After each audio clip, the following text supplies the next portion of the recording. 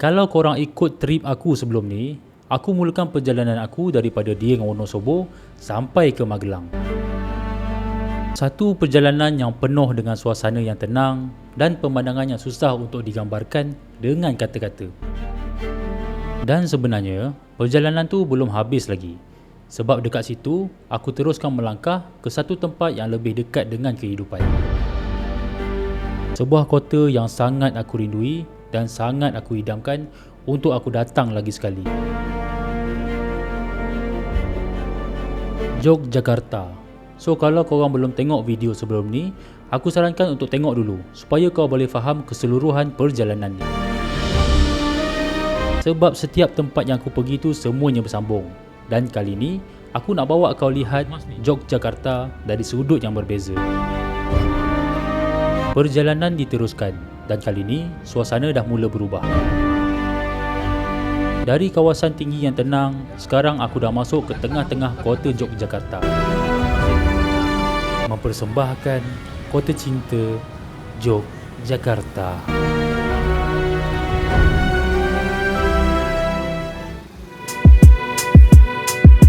Untuk trip kali ni, aku pilih untuk stay di Hotel Ceria lagi sekali yang terletak betul-betul di tengah kota Jogja. Apa yang membuatkan hotel ni sangat menarik bukan sekadar lokasi dia yang strategik tu je tau. Harga dia masih dalam kategori sederhana, tapi dari segi pengalaman memang jauh lebih daripada tu. Dari first step masuk je, bau dia terus bagi rasa selesa. Semua ruang nampak dijaga dengan baik, bersih, kemas dan sangat tenang. Dekat sini, staff dia memang sangat baik dan sangat peramah. Setiap kali jumpa, mesti diorang akan senyum dan layanan dia sangat konsisten dari hari pertama sampailah balik. Kadang-kadang aku terfikir juga, kalau standard macam ni jadi kebiasaan dekat Malaysia, memang pengalaman travel kita akan jauh lebih menyenangkan dan sangat happy. Kali ni aku stay agak lama juga, lebih kurang dalam 6 hari. Sebab dalam trip sebelum ni, aku cuma sempat stay dekat sini dalam 2 malam je. Dan semuanya terasa terlalu cepat. Jadi untuk kali ni, aku nak bagi ruang sikit untuk betul-betul nikmati setiap hari dekat Yogyakarta ni. So, aku tak nak rushing kali ni. Satu lagi, kelebihan hotel ni, lokasi dia memang memudahkan. Daripada hotel ni je, aku boleh jalan kaki tau ke Malioboro, terutamanya waktu malam. Lepas rehat sekejap tadi, mandi dan segarkan diri, aku dengan wife terus keluar jalan-jalan. Dan sebenarnya, benda ni jadi rutin aku setiap kali datang Yogyakarta. Memang hampir setiap malam, aku akan ke jalan Malioboro ni. Tak tahu kenapa, aku memang suka vibe dekat sini. Dia ada suasana yang susah nak jumpa dekat tempat lain tau. Vibe dia memang berbeza. Kebetulan jugalah aku datang waktu ni, Indonesia tengah cuti sekolah. Jadinya kawasan Malioboro ni memang lagi meriah daripada biasa. Ada macam-macam aktiviti, dari persembahan kecil-kecilan sampai ke event yang lebih tradisional. Kadang-kadang kau boleh nampak orang tengah menari, kadang-kadang ada wayang kulit dan dalam masa yang sama, ada juga elemen moden. Semua bercampur dalam satu tempat.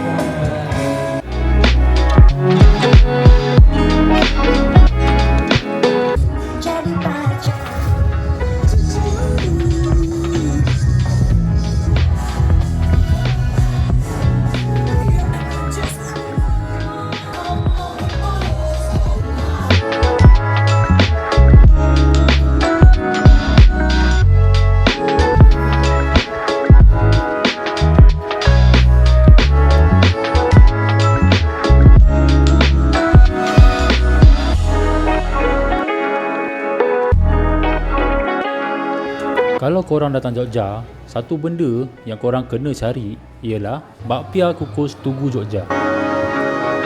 Biasanya bakpia kukus ni aku akan beli awal-awal buat simpan stok dekat hotel.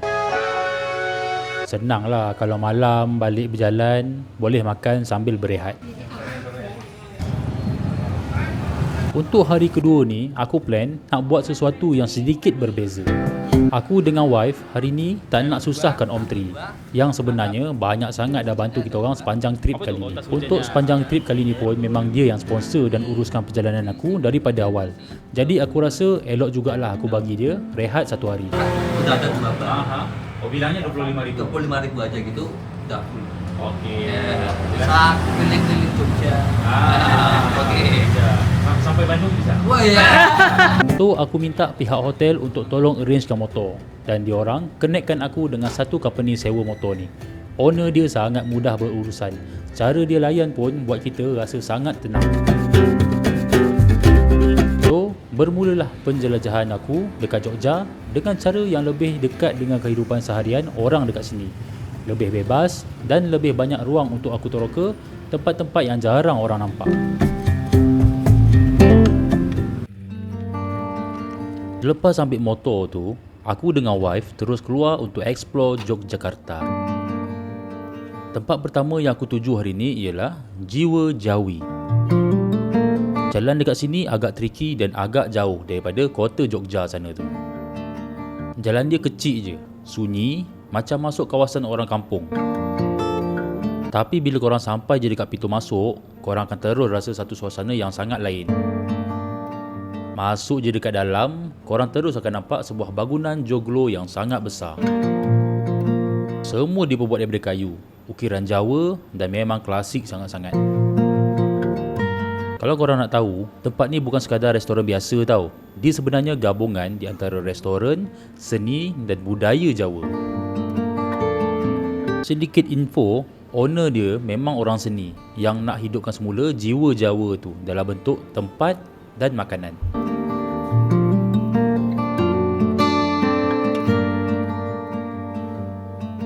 Dekat belakang restoran ni ada sebuah taman yang besar, siap macam hutan-hutan kecil lagi. So korang bolehlah duduk dekat luar, layan suasana hijau tu kan.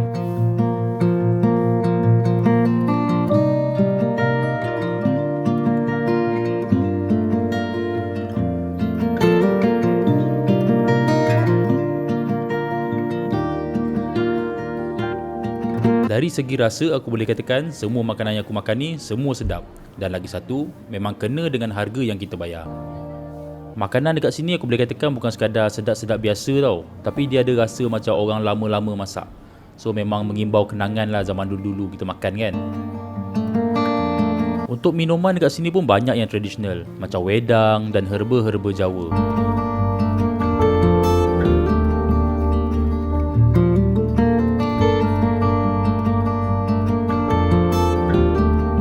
Akhir sekali apa yang aku boleh bagi tahu, yang buat tempat ni rasa lain macam ialah bukan setakat makanan dia je, tapi suasana dia sendiri.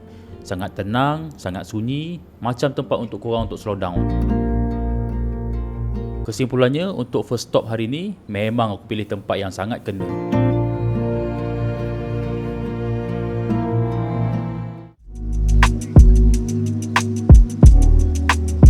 Selepas selesai dekat Jiwa Jawi tu, aku teruskan perjalanan. Tak jauh dari situ, aku singgah satu lagi tempat yang agak menarik. Inilah dia, Chocolate Mongo. Tempat ni sebenarnya bukan sekadar kedai coklat tau. Dia lebih kepada satu ruang yang gabungkan kilang, kafe dan juga muzium kecil tentang coklat. Dekat dalam ni kau boleh tengok macam mana proses coklat tu dibuat. Dari biji koko sampai jadi coklat yang kita makan.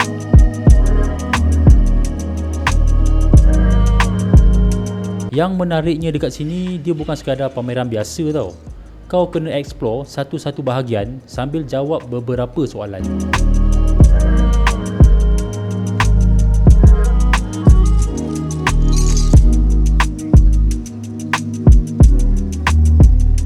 So sambil-sambil jalan tu, aku dengan wife try cari jawapan.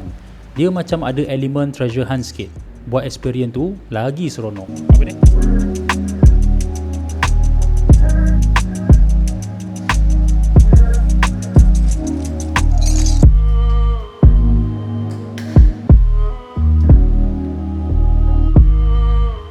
So bila kau dah habis jawab semua soalan, kalau jawapan kau betul, memang dia akan bagi hadiah. Simple je, tapi cukup buat kita rasa enjoy sepanjang kita pusing dekat dalam muzium tu.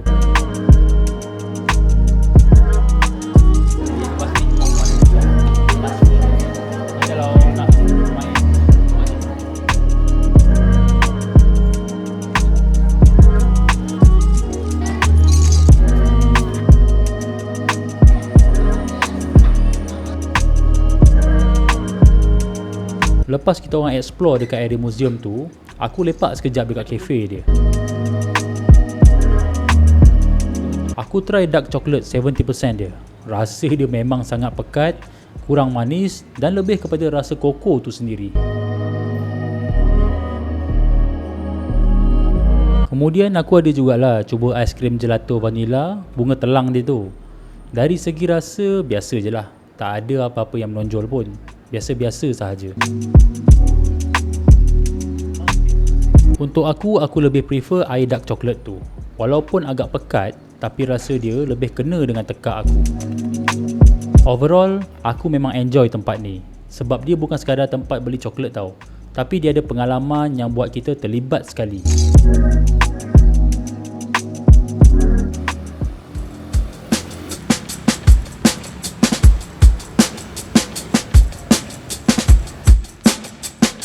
Pada sebelah petang, aku dengan wife decide untuk keluar semula.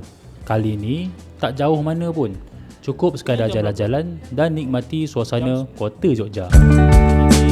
Kita orang singgah dekat satu kawasan yang agak berbeza dari tempat-tempat lain. Inilah dia, Jalan Prawiro Taman.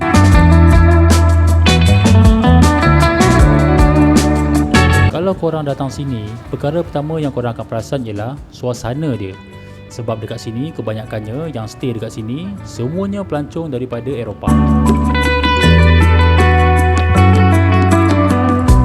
Sepanjang dekat Jalan Prawiro Taman ni, korang akan perasan sepanjang jalan ni akan dipenuhi dengan kedai-kedai kecil, kafe, bakery, butik dan ruang-ruang yang nampak lebih estetik dekat sini. Dekat sini kan, dia tak adalah besar sangat dan tak adalah terlampau panjang sangat. Tapi sepanjang laluan tu, feeling dia konsisten je. Tenang, cozy dan ada sentuhan yang berbeza dari kawasan lain dekat Yogyakarta. Lebih kepada tempat untuk kau slow down, bukan untuk nak kejar-kejar apa-apa atau nak rushing. Cuma dekat sini apa yang aku perasan, untuk barang-barang handcraft dekat sini, harga dia boleh tahan agak tinggi jugalah. Mungkin sebab kawasan ni memang banyak pelancong daripada Eropah. Jadi harga tu memang ikut harga market diorang lah kan. Tetapi untuk makanan ringan macam bakery atau jus buah, harga dia masih okey. Lebih kurang macam harga dekat tempat lain dekat sekitar Jogja ni. So kalau kau tanya akulah, bagi aku tempat ni dia bukan tempat untuk shopping sangat lah. Dia lebih kepada nakkan suasana sahaja. Sedikit info untuk korang, kawasan ni memang terkenal sebagai kawasan backpacker sejak dulu lagi. Sebab tu dekat sini banyak sangat hotel-hotel kecil, butik-butik hotel dan homestay dekat sini. Apa yang best dekat sini, sepanjang jalan dekat Jalan Prawiro Taman ni penuh dengan kedai-kedai kecil yang cantik-cantik dan estetik. Pada mata aku kan, walaupun Jalan Prawiro Taman ni tak adalah panjang sangat, tapi sepanjang laluan ni memang penuh dengan karakter. Ramai je orang-orang dekat sini tengah lepak-lepak dekat luar, borak-borak santai, minum kopi sambil layan suasana. Dekat sini kan, dia punya vibe tu macam kau dekat kawasan luar negara sikit. Banyak design kedai-kedai yang unik, ada yang hipster, ada yang klasik.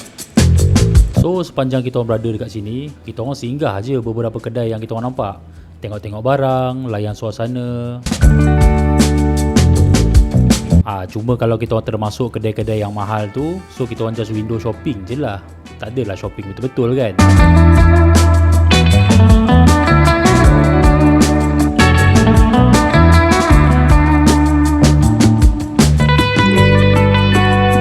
Dekat sini, aku dengan wife jalan je tanpa tengok mana-mana arah. singgah je mana-mana yang kedai yang menarik, berhenti bila rasa nak berhenti. Dan dalam suasana macam ni, rasa penat sepanjang hari tu perlahan-lahan hilang. Dan untuk aku, Jalan Prawiro Taman ni memang ada vibe dia yang tersendiri. So kalau korang datang ke Yogyakarta, aku nasihatkan cubalah singgah dan cuba explore tempat ni sendiri.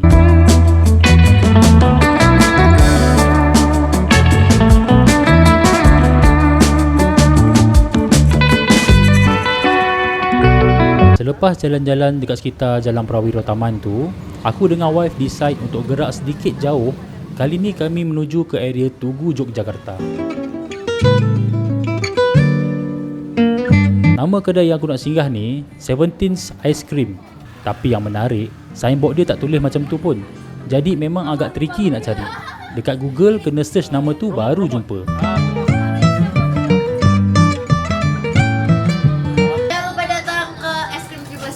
Tapi jangan pas kita kasih. Nah, ini toko satu namanya 17 Ice Cream Shop di dekat UNY. Dekat sini aku tengok customer kebanyakannya duduk santai dekat tepi kaki lima. Makan, borak-borak dan lepak macam tu je. Dekat sini aku order ice cream dengan cookies. Kalau ikut dari segi rasa, biasa-biasa je. Tak ada apa yang special pun. Tapi dekat tempat-tempat yang macam ni, rasa makanan tu bukan yang utama. Yang buat dia rasa lain sikit ialah suasana dia. Duduk dekat tepi jalan, tengok orang lalu dan perlahan-lahan aku rasa macam masuk dalam rentak tempat ni. Aku suka bila dapat lepak dan juga merasai sendiri suasana anak-anak muda melepak bila malam-malam dekat Yogyakarta ni. Untuk yang sebaya dengan aku rasa tempat ni memang sesuai lah dan memang enjoy.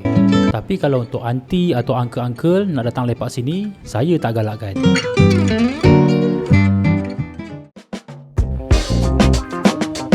Sebelum balik ke hotel, aku dengan wife decide untuk singgah makan dulu.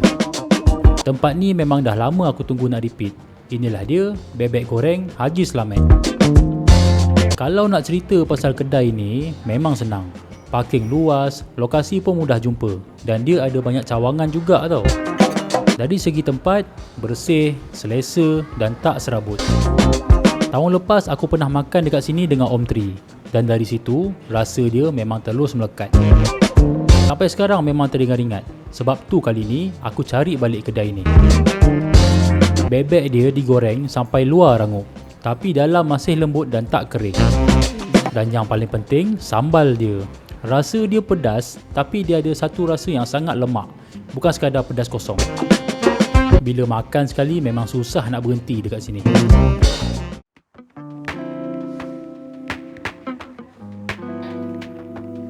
Lepas selesai semua aktiviti hari tu, aku dengan wife balik semula ke hotel. Selepas bersihkan diri, kami turun ke lobi. Tak buat apa-apa pun, cuma sekadar duduk, minum kopi dan nikmati suasana. Malam tu sebenarnya aku tengah tunggu adik aku dan adik ipar aku yang akan sampai di Jogja pada malam tu. So bermula malam ni, diorang akan join sekali untuk sambung perjalanan ni. Lepas semua sampai, kita orang tu berehat sebab esok perjalanan akan jadi lebih panjang. Dan perjalanan esok akan ditemani oleh Om Tri. So, kita jumpa besok.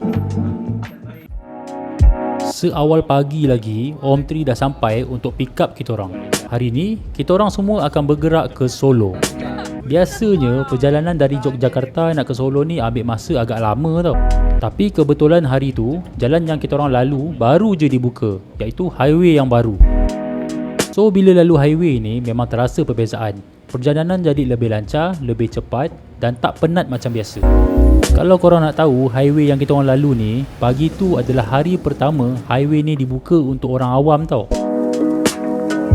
Sampai je di Solo, kita orang decide untuk breakfast dulu. Memandangkan sampai pun masih awal, jadi ini adalah masa paling sesuai untuk cari makan. Kita orang singgah dekat satu tempat yang memang terkenal dekat sini, Soto Triwindu.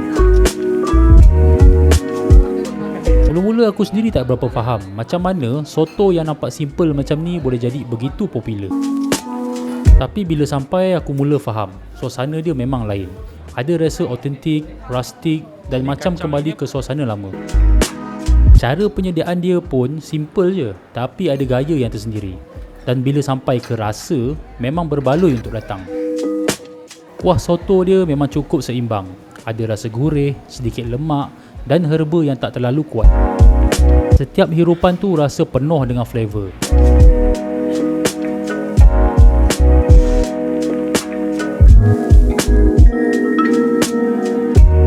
Kalau korang jenis yang betul-betul menikmati makanan, korang akan faham tau kenapa tempat ni sentiasa penuh.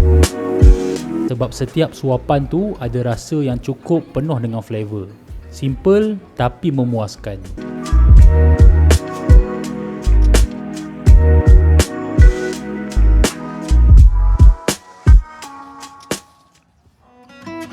Lepas makan, kita orang terus bergerak ke satu tempat yang betul-betul bersebelahan, iaitu Pasar Antik Triwindu. Ini sebenarnya tempat utama yang adik aku nak sangat datang ke Solo. Dia nak cari baju batik. Dan bila masuk memang terkejut. Banyak betul pilihan kebaya dan juga batik yang ada dekat sini. So aku biarkan dia orang pilih dengan tenang. Aku pula lebih tertarik untuk pusing sekitar pasar ni dengan Om Tri. Dan dekat sinilah aku jumpa sesuatu yang aku memang tak jangka. Banyak betul barang-barang antik yang lama-lama dijual dekat sini. Ada juga barang-barang yang dikatakan daripada zaman Belanda dulu yang masih disimpan dan dijual dekat sini. Memang seronok pusing satu-satu kedai dekat sini. Setiap kedai ada cerita dia tersendiri. Suasana dia pun lain, macam bawa kita kembali ke satu zaman yang berbeza. Dekat sini, kalau kau datang sekadar nak tengok atau ambil gambar pun, memang dah berbaloi dah.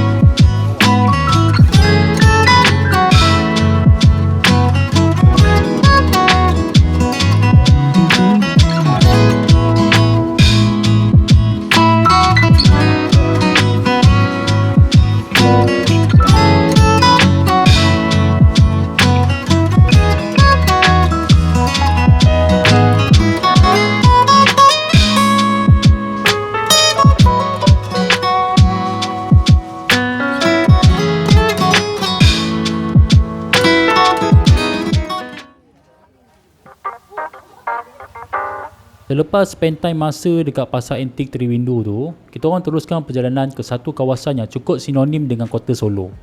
Kampung Batik Kauman. Tempat ni bukan sekadar kampung biasa tau. Kalau ikut pada sejarah, di sinilah antara tempat awal batik berkembang di Solo. Dulu kawasan ni didiami oleh golongan yang rapat dengan keraton. Keraton tu lebih kurang macam istana lah.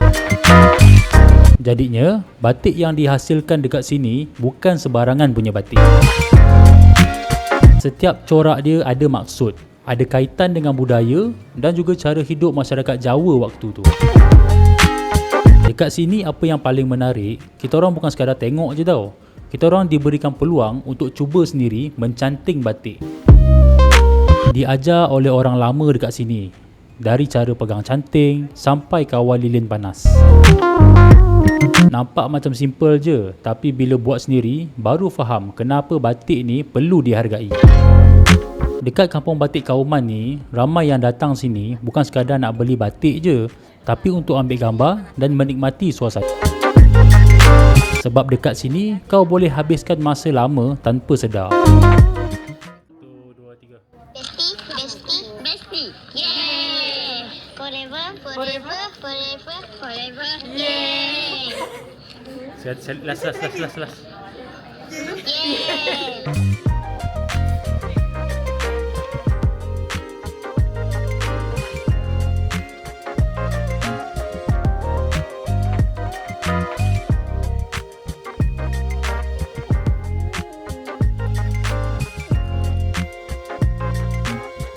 So bila korang datang sini, cubalah sendiri. Baru korang akan rasa lebih dekat dengan seni ni dan korang lebih menghargai seni batik. Jadi korang bukan sekadar kenal je batik, tapi korang akan faham sedikit nilai di sebalik setiap corak.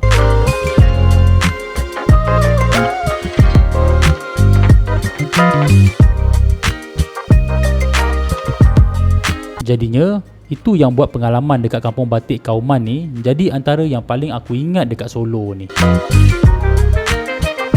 Kalau korang datang kat Solo, wajib datang Kampung Batik Kauman.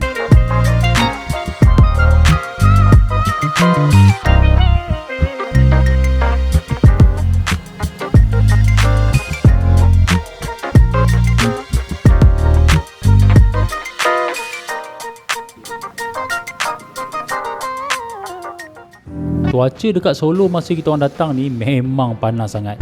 Jadinya kita orang decide untuk berhenti sekejap untuk cari tempat untuk rehatkan badan. Kami singgah dekat satu tempat, Keris Cafe and Kitchen. Masuk je dekat sini, suasana terus berubah. Dari panas dekat luar sana tu, terus jadi sejuk dan tenang. Cafe ni dia ada gabungan antara klasik dan gaya cafe masa sekarang. Susunan ruang dia pun selesa, tak terlalu padat dan ada ruang untuk kau duduk tanpa rasa terganggu. Dalam keadaan cuaca yang panas macam tu, tempat ni memang jadi pause button untuk kita orang tau. Kami order beberapa makanan dan minuman. Dari segi rasa, untuk aku, dia lebih kepada rasa yang sederhana. Tak ada makanan yang terlalu menonjol, tapi cukup untuk isi perut dan sambung tenaga. Dari segi harga pun dalam kategori yang okey lah, tak murah sangat, tak mahal sangat. Lepas makan dan minum dan berehat sekejap, kami meneruskan perjalanan lagi.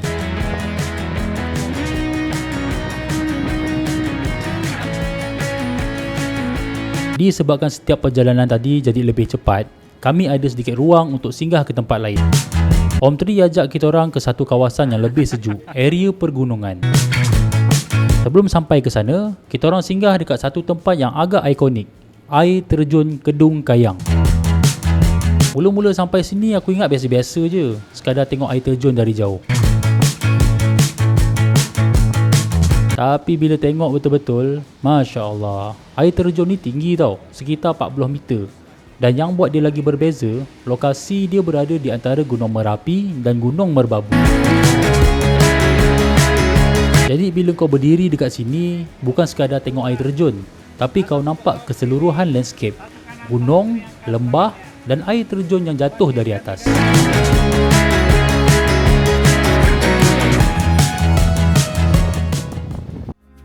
Lepas tengok air terjun tadi, Om Tri bawa kami naik lagi ke atas, masuk ke kawasan Boyolali, area pergunungan. Dan dari situ, suasana terus berubah. Udara jadi lebih sejuk dan lebih nyaman. Kami singgah dekat satu tempat, Argo Loro. Tempat ni memang dikenali dengan satu benda, iaitu view dia. Dari sini, kau boleh nampak gunung tau, dan kawasan hijau yang terbentang luas. Konsep kafe ni simple je, tapi vibe dia memang power. Kebanyakan orang yang datang dekat sini bukan sekadar nak makan atau minum je, tapi lebih kepada nak duduk dan nikmati udara sejuk kawasan Selo Boyolali ni. Kalau korang nak tahu, kawasan Selo ni sendiri memang terkenal sebagai spot antara Gunung Merapi dan Gunung Merbabu. Jadi suasana dia memang lebih tenang dan natural. Bila duduk dekat sini, aku rasa macam keluar sekejap daripada dunia dekat bawah yang panas tadi tu. Dekat sini memang tenang, sejuk dan nyaman sangat. Dekat sini kalau korang nak OOTD, memang perfect. Setiap sudut nampak luas dan tenang. Dan jujur aku cakap, ini antara momen yang paling aku enjoy sepanjang perjalanan hari tu. Aku tak perlu buat apa-apa pun dekat sini. Cukup sekadar duduk dan hargai suasana yang nyaman macam ni. Lepas tu, Om Tri bawa kita orang naik lagi ke atas. Naik sampai ke kawasan gunung, memang sejuk dia lain macam.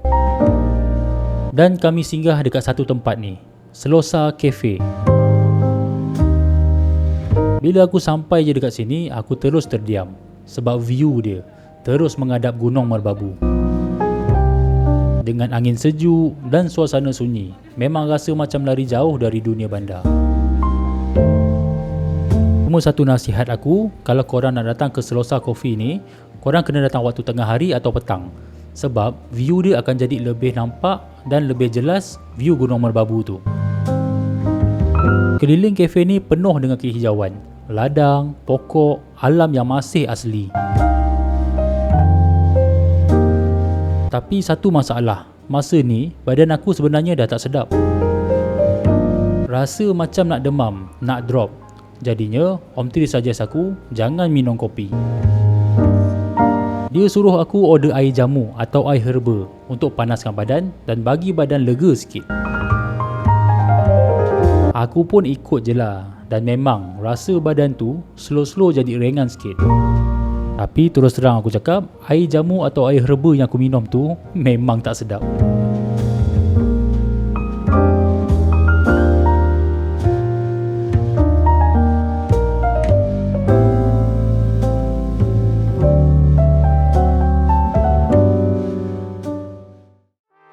Pagi ni aku plan dengan Om Tri nak breakfast sama-sama.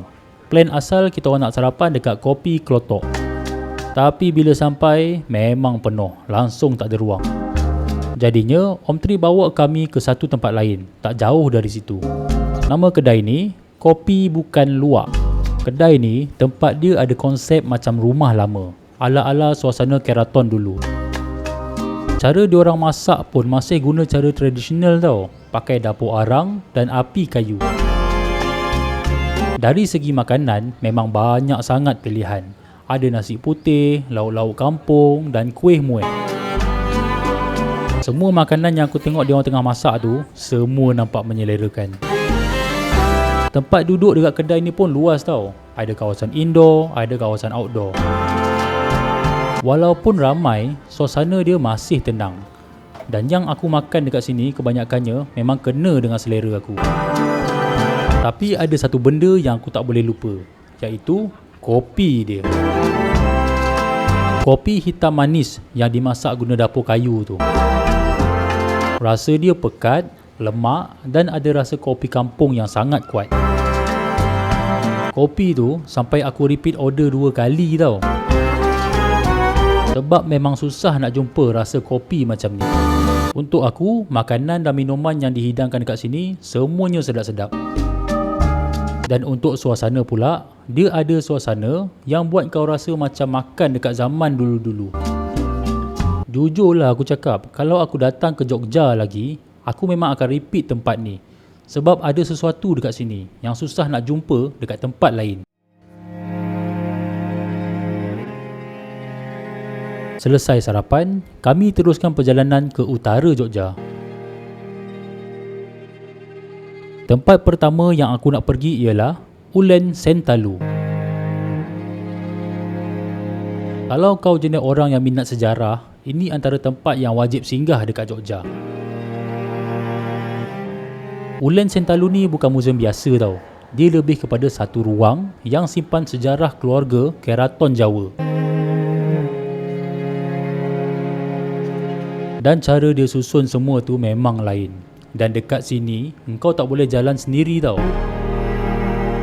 Akan ada guide yang bawa engkau masuk dan explain satu persatu.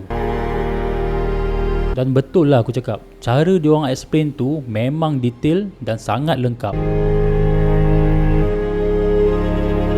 Dan dekat dalam muzium tu, semua yang dipamerkan bukan replika tau. Semuanya asli dari Keraton. Tapi ada satu perkara penting dekat sini. Engkau langsung tak boleh record atau ambil gambar dekat dalam muzium tu. Ini adalah atas permintaan keluarga diraja sendiri. Jadi sepanjang dalam muzium tu, engkau memang kena fokus, dengar dan faham. Lepas habis tour tu, barulah ada kawasan tertentu yang dibenarkan untuk ambil gambar. Dan masa tu, baru kau boleh capture sedikit memori.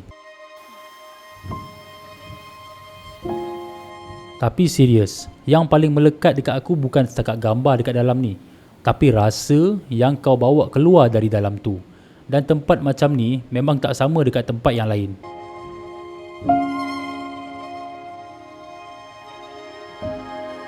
Aku sangat respect bila ada tempat yang macam ni yang mengangkat budaya dan adat resam Jawa tu sendiri. Kalau kau datang dekat Ulen Sentalu ni, memang aku cakap, memang sangat-sangat mind blown.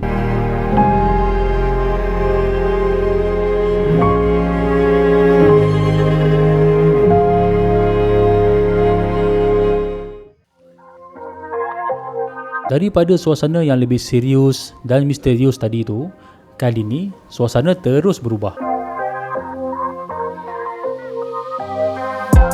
Kami sampai di Bumi Merapi. Tempat ni bukan muzium tau, dan bukan sekadar taman biasa. Dia lebih kepada ruang edutourism, tempat orang datang untuk belajar sambil rasa sendiri pengalaman tu.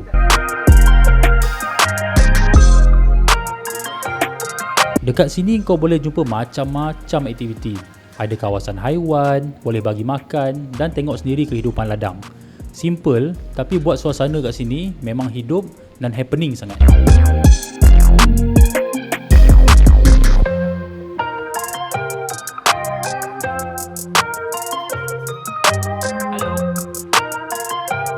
Ramai datang sini memang untuk ambil gambar, OOTD dan simpan memori.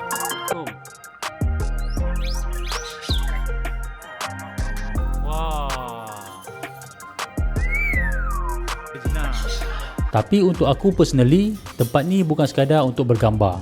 Dia ada satu energi yang lebih santai, lebih ringan dan lebih tenang.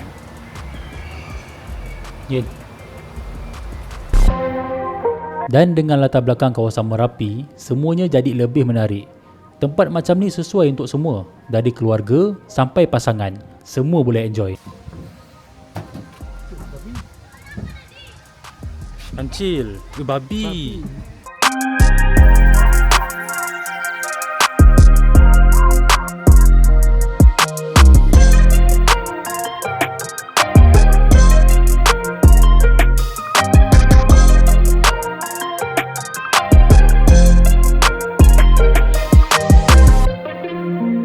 Selain daripada tu, Bumi Merapi ni juga terkenal dengan spot bergambar. Ada beberapa kawasan yang dibuat dengan konsep luar negara. Macam sekejap tu engkau rasa berjalan, bukan macam berjalan dekat Jogja tau.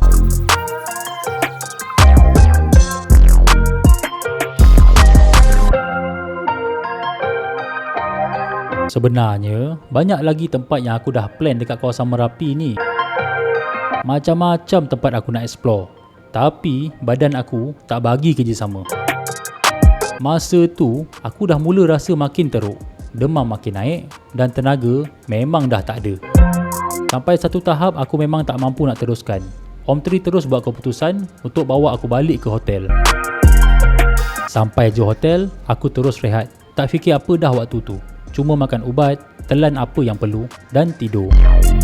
Satu benda yang aku belajar, kadang kita plan macam-macam, tapi badan kita yang tentukan setakat mana kita boleh pergi. Malam tu, walaupun badan aku masih demam, aku gagahkan diri untuk keluar juga.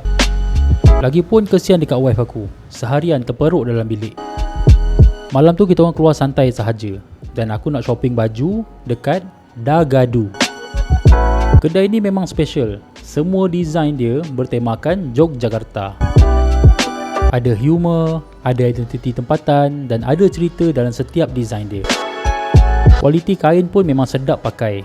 Harga pula masih dalam kategori berpatutan dan murah.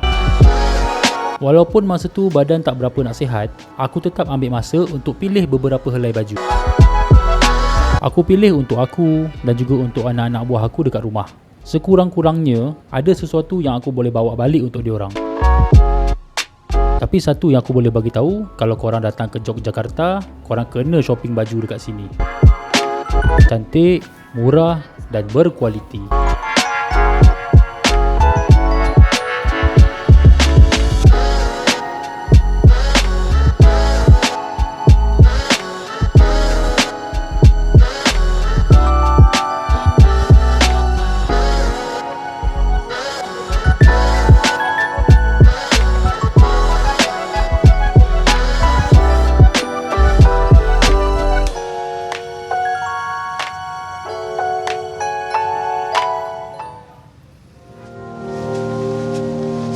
Lepas shopping, badan memang rasa nak sesuatu yang boleh segarkan balik badan. Jadi aku singgah dekat satu kedai kopi, Kopi Walik. Lokasi dia pun menarik tau, betul-betul dekat dengan kawasan tengah Jogja. dekat dengan alun-alun dan laluan ke titik 0 Jogja. Dan yang buat kedai ni unik, cara dia hidang kopi tu. Kopi tu diterbalikkan. Jadi engkau minum dari piring. Malam tu aku order kopi hitam tanpa gula. Sebab tekak aku masih tawar, demam dan sesama masih belum hilang sepenuhnya. Jadi aku perlukan sesuatu yang kuat, yang ada kick orang kata. Kopi ni bukan jenis kopi kafe moden tau. Bukan macam americano biasa tu, tapi lebih kepada kopi kampung.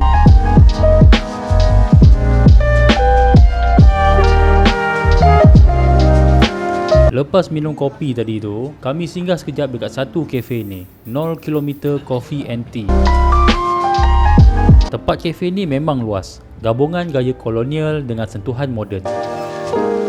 Dan dekat belakang kafe ni, dia ada courtyard tau. Ruang yang terbuka yang buat tempat ni rasa sangat lega dan tak sesak walaupun ramai orang.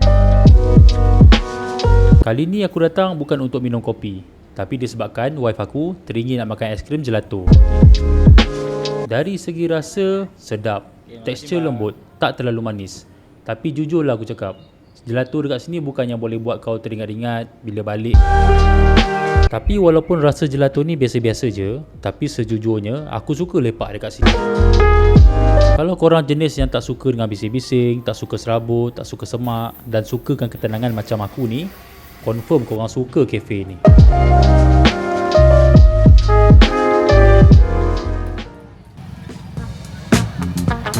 Pasar sore Malioboro ni merupakan suasana yang mula hidup setiap kali masuk waktu petang sampai ke malam. Terletak di sepanjang jalan Malioboro, kawasan ni memang terkenal dengan pusat pelancongan utama sejak dulu lagi. Dekat sini kan, pengunjung boleh jumpa pelbagai barangan seperti pakaian, batik dan cenderahati tempatan. Hamzah Batik. Dari luar nampak macam kedai biasa je, tapi bila masuk, terus rasa lain. Dekat dalam Hamzah Batik ni, banyak hiasan macam patung, ukiran kayu dan elemen budaya Jawa. Jadi bila jalan tu, rasa macam bukan masuk kedai biasa tau. Barang yang dijual pun memang banyak. Ada batik, baju, souvenir, semua ada. Aku dengan wife aku pusing-pusing je dalam ni, tengok satu-satu. Walaupun orang agak ramai, tapi tempat dia besar tau. Jadi tak rasa sesak sangat. Teras Malioboro. Kalau kau datang Jogja dulu-dulu, Malioboro ni memang terkenal dengan peniaga dekat kaki lima. Sepanjang jalan dipenuhi dengan gerai-gerai. Kadang-kadang berselerak, kadang-kadang sesak. Tapi sekarang, semuanya dah berubah. Teras Malioboro ni sebenarnya satu usaha untuk susun semula peniaga kecil di kawasan ni. Peniaga yang dulu berniaga di tepi jalan dipindahkan ke dalam kawasan yang lebih teratur, supaya suasana jadi lebih kemas, lebih selesa dan mudah untuk orang ramai. Dekat sini juga ada dua bahagian utama tau, Teras Malioboro 1 dan 2. Dan apa yang dijual lebih kurang sama macam Malioboro dekat luar. Antara barang-barang yang dijual ialah baju, souvenir, batik dan macam-macam lagi.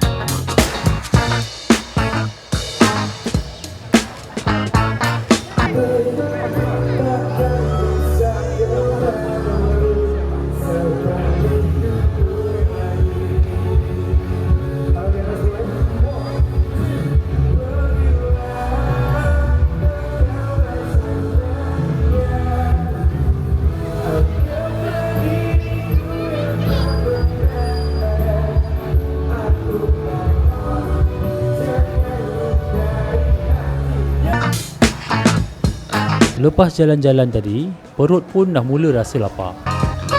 Jadi kami decide untuk makan dekat Teras Malioboro yang ada kawasan makan lesehan tu.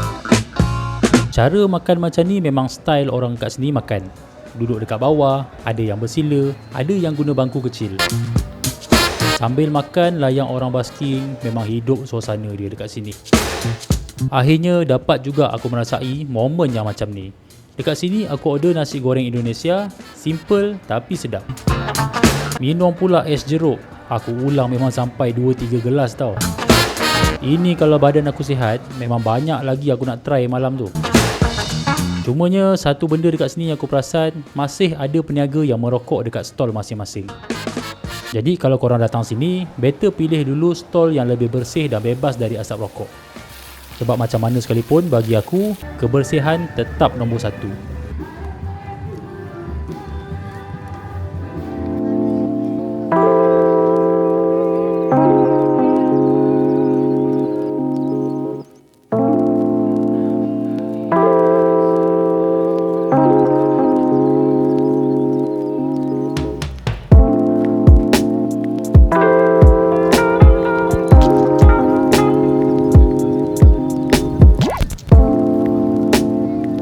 Semasa dalam perjalanan balik hotel tu, aku ternampak ada satu kedai kopi.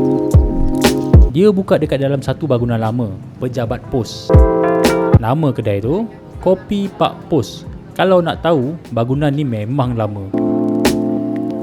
Dari peninggalan zaman Belanda dulu tau. Jadi bila masuk, dia ada gabungan rasa lama dengan suasana kafe sekarang. Tempat dia tak terlalu besar, tapi selesa. Bagi aku, apa yang buat tempat ni menarik ialah lokasi dia. Betul-betul dekat kawasan tengah Jogja. Jadi sambil kau minum santai-santai tu, kau boleh tengok suasana malam dekat bandar ni. Dan lepas satu hari yang panjang, momen macam ni memang kena dan memang ngam. Tak lama pun kami lepak, lepas tu kami terus balik hotel, rehat dan tidur.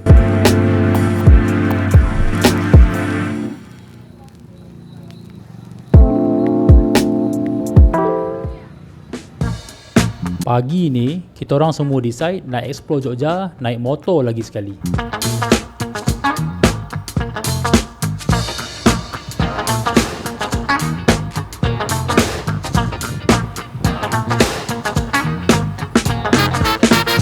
Destinasi pertama, Es Coklat Impian. Tempat ni memang agak famous dekat Jogja. Menu dia pun simple je, tak banyak pilihan. Menu utama dia es coklat, coklat panas dan juga roti bakar. Yang unik dekat sini, cara dia serve tu simple tapi kena. Coklat dia jenis pekat sikit, tak terlalu manis, ada rasa dark coklat sikit. Setiap order memang datang sekali dengan roti, dan roti tu memang style makan dia celup dalam coklat. Ini kali kedua aku datang sini, so memang aku dah tahu rasa dia. Memang antara yang aku rindu sangat-sangat. Tempat ni sebenarnya start lebih kurang dalam 2022. Mula dari kedai kecil je, lepas tu terus viral. Dan satu benda yang buat dia lagi best, harga dia memang murah sangat-sangat. Jadi memang ramai orang datang, terutama waktu pagi atau malam. Untuk aku, kombinasi coklat dan roti ni memang simple, tapi cukup untuk start hari ni. Hartomoro Ayam Bakar Pedas. Kedai ni memang agak jauh sikit dari pusat Yogyakarta. Tapi walaupun jauh, ramai orang sanggup datang sini semata-mata nak makan ayam bakar dia. Dan untuk aku, ini dah kali kedua aku datang. Yang buat tempat ni special, cara dia masak ayam tu. Ayam dia bukan terus bakar tau. Dia akan masak dulu dengan rempah selama berjam-jam. Lebih kurang 5 jam proses untuk ungkep, sampai bumbu meresap betul-betul sampai ke dalam daging ayam tu. Lepas tu, baru dibakar atas api. Jadi ada rasa smoky-smoky sikit. Dekat sini dia ada dua pilihan utama tau. Ayam bakar pedas dan ayam bakar manis. Tapi aku memang recommend korang ambil yang pedas tau. Sebab sambal dia memang sedap. Pedas dia bukan sekadar pedas biasa. Dia ada rasa rempah, ada sedikit rasa manis dan ada rasa bakar smoky tu. Kali ni, aku singgah satu tempat iaitu Export. Kedai Export dekat sini agak besar. Susunan barang pun kemas. Senang nak tengok satu-satu. Dekat sini memang fokus pada bag. Ada macam-macam jenis. Backpack, sling bag, tote bag, travel bag. Design dia pun memang target untuk anak-anak muda. Kalau korang jenis suka benda-benda simple tapi ada style, memang kena dengan brand ni. Sedikit info, Export ni sebenarnya brand tempatan Indonesia tau. Tak silap aku, dia ditubuhkan sekitar tahun 1979 dan dulu memang terkenal dengan beg sekolah. Kalau zaman dulu memang ramai budak sekolah Indonesia pakai brand ni. Tapi sekarang, dia dah evolve jadi brand lifestyle. Kualiti pun aku tengok memang solid. Jahitan kemas, material pun nampak tahan lama. Harga pula tak murah sangat, tak mahal sangat, sedang-sedang je. Senang cerita dalam kategori mampu belilah, especially untuk kualiti yang macam ni. Yang datang sini pun kebanyakannya anak-anak muda, student dan traveller. Kita orang dekat sini stay agak lama jugalah, tengok satu-satu design. Sebab pilihan dekat sini memang banyak. Kalau korang datang ke Yogyakarta dan nak cari beg yang boleh pakai lama, tempat ni memang sesuai kalau korang nak singgah.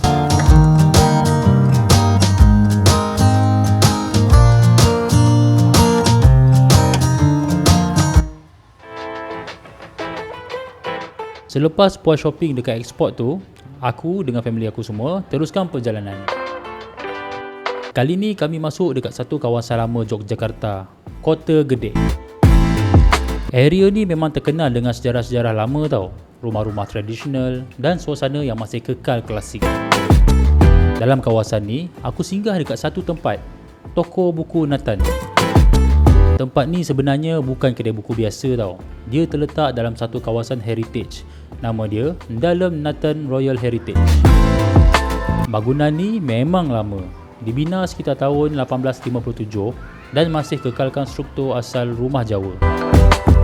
Masuk je dalam kawasan ni, rasa macam masuk dekat rumah orang dulu-dulu tau. Ada halaman luas, pokok-pokok dan suasana yang tenang. Toko buku Nathan ni sendiri dibuka sekitar tahun 2019. Walaupun ruang dia tak besar sangat, tapi koleksi dia memang banyak.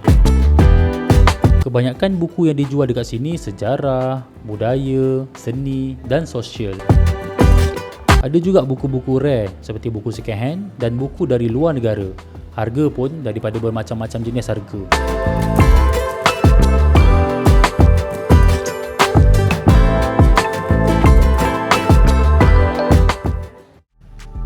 Kali ni, kami masuk lebih dalam ke dalam kawasan Kota Gedek. Sebuah tempat yang orang sini panggil Between Two Gates. Sebab dekat sini ada dua pintu tradisional Jawa tau yang saling berhadapan. Dan kawasan ni sebenarnya antara kawasan lama Kota Gedek yang masih kekal sampai sekarang. Kota Gedek ni dulu merupakan ibu kota pertama Kesultanan Mataram pada abad ke-16. Sebab tu bila jalan dekat sini, rasa dia memang lain. Banyak rumah dekat sini jenis rumah lama, gabungan Jawa dan Belanda, dipanggil rumah kalang. Dan apa yang menariknya, dalam lorong ni, dia ada satu spot yang agak tersembunyi tau. Longkang Cafe. Kalau korang nak datang ke cafe ni, korang kena jalan sikit ke dalam lorong yang sempit, baru korang jumpa cafe ni. Tempat dia memang tersorok, tenang, jauh dari bunyi luar. Kafe ni guna konsep rumah Jawa lama. Ramai orang datang sini untuk melepak, baca buku atau sekadar chill je. Siap ada sudut buku tau, boleh ambil dan baca je. Dari segi menu, dia fokus kepada kopi dan makanan-makanan simple lah. Seperti kopi tubruk, kopi jahe, americano. Dan dari segi makanan pula, ada juga singkong goreng, pisang karamel, nasi bistik kambing dan macam-macam lagi.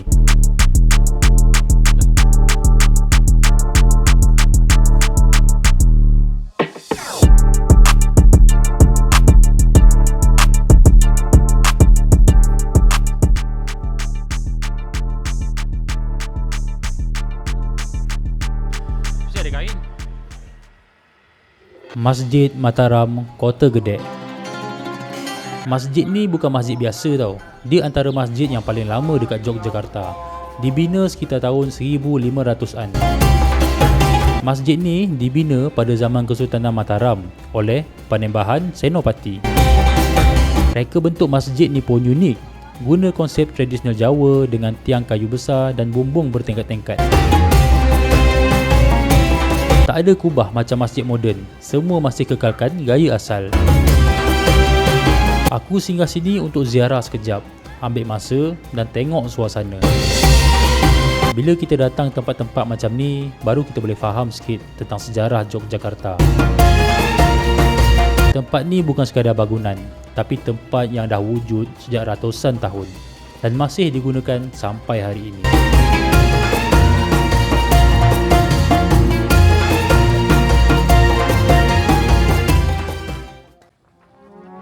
Destinasi seterusnya, kita orang lepak dekat restoran Ayom. Restoran ni terletak betul-betul di tengah sawah. Jadi, suasana dia memang tenang dan jauh dari bunyi bandar. Bangunan dia pula menggunakan konsep kayu tau, macam barn house atau lumbung padi. Sedikit info, tempat ni sebenarnya baru jugalah sebenarnya. Dibuka sekitar tahun 2022. Dan nama Ayom tu sendiri datang dari maksud mengayomi. Maksudnya lebih kurang macam tempat yang bagi kau rasa tenang dan selesa lah. Dan memang kena dengan suasana tu. Dekat sini, aku gather sekali dengan cousin-cousin aku yang kebetulan ada dekat Yogyakarta masa tu. Untuk sekitar kawasan sini, dia ada beberapa pilihan tempat lah. Korang nak duduk indoor boleh, nak duduk outdoor boleh, atau semi outdoor pun ada. Kalau korang duduk dekat luar, korang terus dapat view sawah. Memang best layan angin petang-petang. Kadang-kadang boleh nampak kereta api juga tau lalu dekat bahagian belakang tu. Dari segi makanan, menu dia memang banyak. Ada pelbagai campuran makanan Nusantara, Western, Fusion. Bagi aku tempat ni memang sesuai lah kalau korang nak datang, bawa family, kawan-kawan, gathering. Jadi macam aku ni memang datang untuk kumpul ramai-ramai. Yang paling best dekat sini sebenarnya suasana dia. Dekat sini memang ramai juga sebenarnya yang datang untuk ambil gambar. Sebab setiap sudut tempat ni memang cantik sangat-sangat.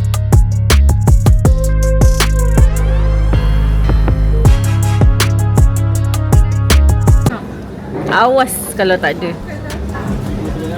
Datang tengok video ke sikit. Aku dengan family aku semua lepak sangat lama dekat sini. Sebab dekat sini memang selesa. Lepas puas melepak, kita orang sambung balik perjalanan.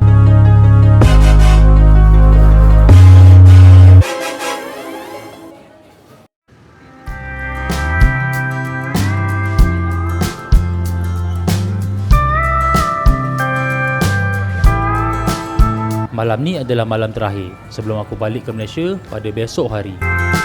So aku decide untuk ambil peluang untuk borong bakpia kukus Tugu Jogja ni sebab ini adalah antara benda wajib kalau datang ke Jogja. Sebab bakpia kukus Tugu Jogja ni rasa dia sangat lembut, sedap dan yang penting memang murah. Jadinya bolehlah nak buat oleh-oleh untuk bawa ke Malaysia.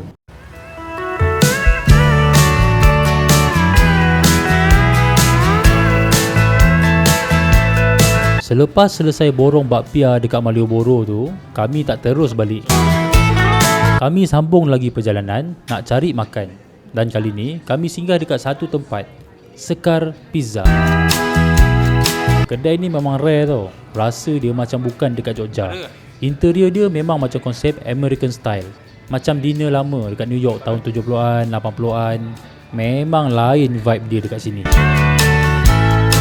Dekat sini, pizza yang dijual ialah jenis pizza American style lah ataupun pan crust. Dari segi jenis pizza memang banyak pilihan.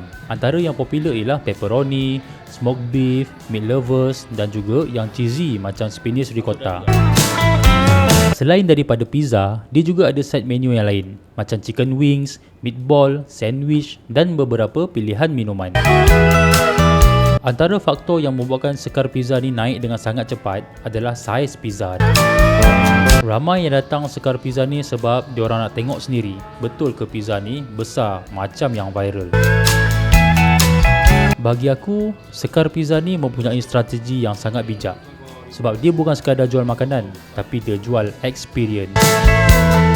Jarang sangatlah kedai pizza yang aku jumpa yang mampu buat pizza sebesar macam ni. Dan daripada situ, brand Sekar Pizza ni terus naik dan naik.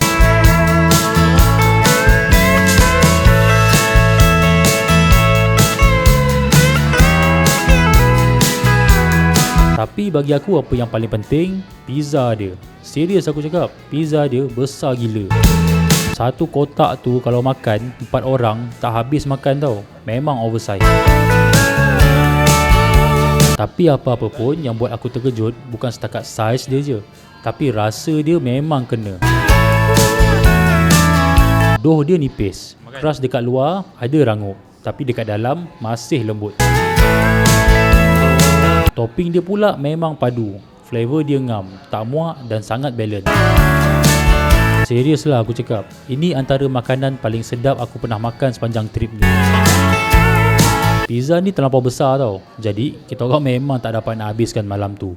Jadi kita orang tapau bawa balik hotel. Dan apa yang paling best, esok tu kita orang makan balik, pizza dia masih sedap, masih lembut, rasa dia masih sama. Tempat ni pun kalau kau tengok memang ramai anak-anak muda datang lepak. Sebab selain makanan, suasana dia pun sangat best dan sangat chill untuk korang melepak. Untuk aku, Sekar Pizza ni memang bukan biasa-biasa. Kalau korang ada kelapangan bila datang ke Jogja ni, aku sarankan datanglah dan makanlah pizza dekat sini. Memang korang takkan menyesal dan takkan rugi.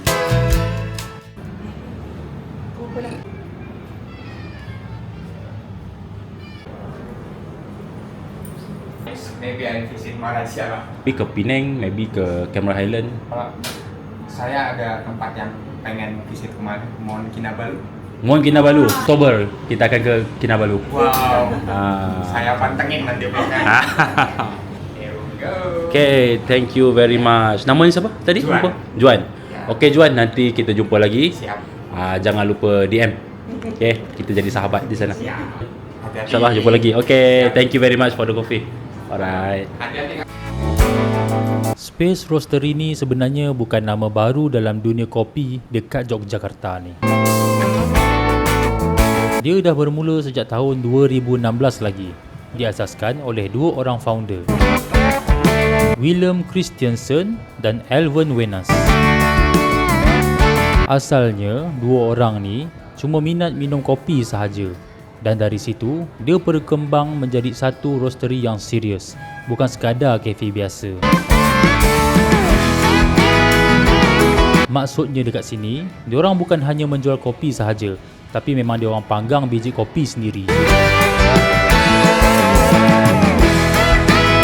Dan kalau korang nak tahu, kebanyakan kafe yang ada dekat Yogyakarta ni memang ambil biji kopi dekat sini juga. Tapi tempat yang aku datang ni, cawangan dia yang paling unik. Space Roastery 1890 terletak dekat jalan MT Haryono, area selatan Yogyakarta, dekat dengan alun-alun kidul.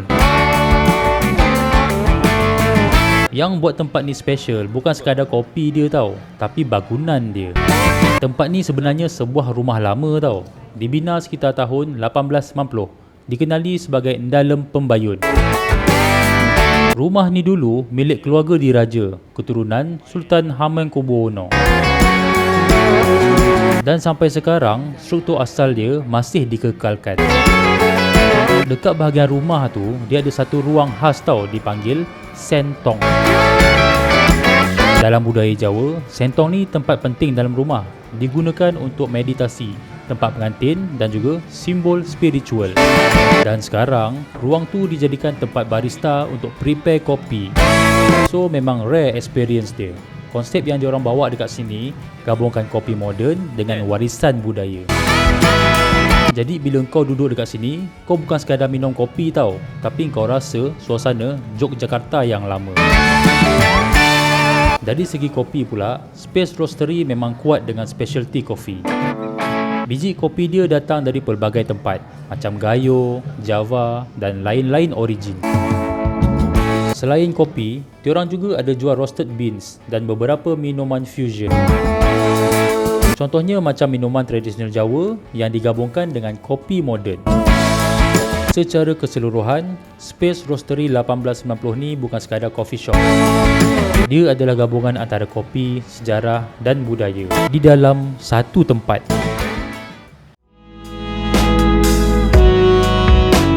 Alang-alang nak ke airport, kami ada satu plan terakhir. Kali ni, kami keluar sikit dari bandar Yogyakarta menuju ke kawasan Kulon Progo. Nama tempat ni, Girimanah Resto. Dari awal-awal sampai lagi, view dia terus buat aku terdiam. Tempat ni dikelilingi sawah padi dan view Bukit Menoreh. Memang tenang sangat tempat dia. Masuk je dekat dalam, rasa macam masuk tempat retreat. Design dia kemas tau, modern tapi masih ada sentuhan tradisional.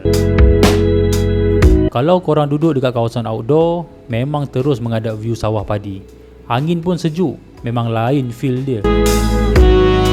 Kali ni momen dia lain sikit lah, sebab kami makan sekali dengan Om Tri. Sebab ini last makanan sebelum kita orang balik.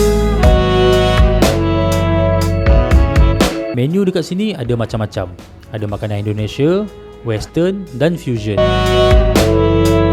Presentation makanan dekat sini memang cantik dan rasa dia pun memang sangat-sangat sedap. Kita orang makan lama dekat sini. Kita orang berborak, kita orang gelak-gelak dan menikmati momen tu. Sebab lepas ni mungkin lama tak jumpa lagi. Jadi kami memang nak belanja Om Tri makan sedap-sedap hari ni. Sebagai tanda terima kasih aku dekat Om Tri sebab dah sudi sponsor kita orang untuk trip kali ni.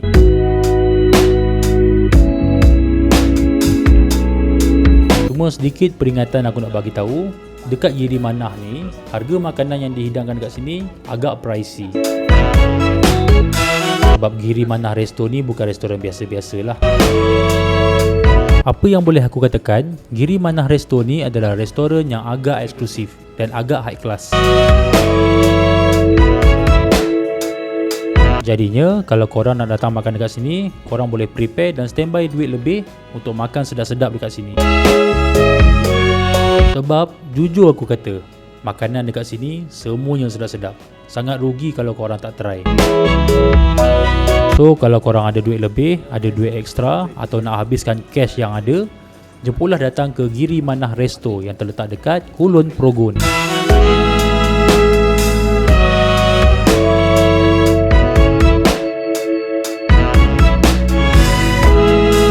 Perjalanan kali ni banyak yang aku dapat. Tempat cantik, makanan sedap dan pengalaman yang aku akan ingat selama-lamanya. Tapi yang paling sangat-sangat aku hargai, orang yang sentiasa ada sepanjang perjalanan ni. Itulah dia, Om Tri. Sepanjang trip ni, dia layan kami semua tanpa banyak soal. Dia ikut je kehendak kami yang kadang-kadang tak tentu arah ni. Tapi dia tetap sabar. Daripada awal pagi sampailah ke tengah-tengah malam pun, dia sentiasa ada. Dan yang buat aku lagi terharu, trip ni dia yang sponsor tau. Ikhlas tanpa minta apa-apa. Bagi aku benda macam ni bukan mudah nak jumpa. Dia dah lebih daripada sekadar driver. Kami dah jadi macam family dah. Terima kasih ya abang, kakak sudah kunjung Jogja. Pertemuan ini bukan yang akhir, tapi masih terus selalu ini komunikasi ya. Silaturahim. InsyaAllah ada masa saya datang Malaysia ya. Siapa-siapa yang nak pergi Jogja, tak tahu nak pergi mana, Om Tri lah orang yang terbaik lah. Terima kasih. Monggo. Sama juga Om Tri, saya mewakili semua adik-beradik dekat sini. Mohon maaf kalau ada terkasar bahasa, tersalah cakap dengan Om Tri. Semoga Om Tri dan isteri pun sentiasa dimurahkan rezeki. Amin, amin, amin. Terima kasih Om Tri untuk semua yang Om Tri dah buat. Jaga diri baik-baik. InsyaAllah kita jumpa lagi.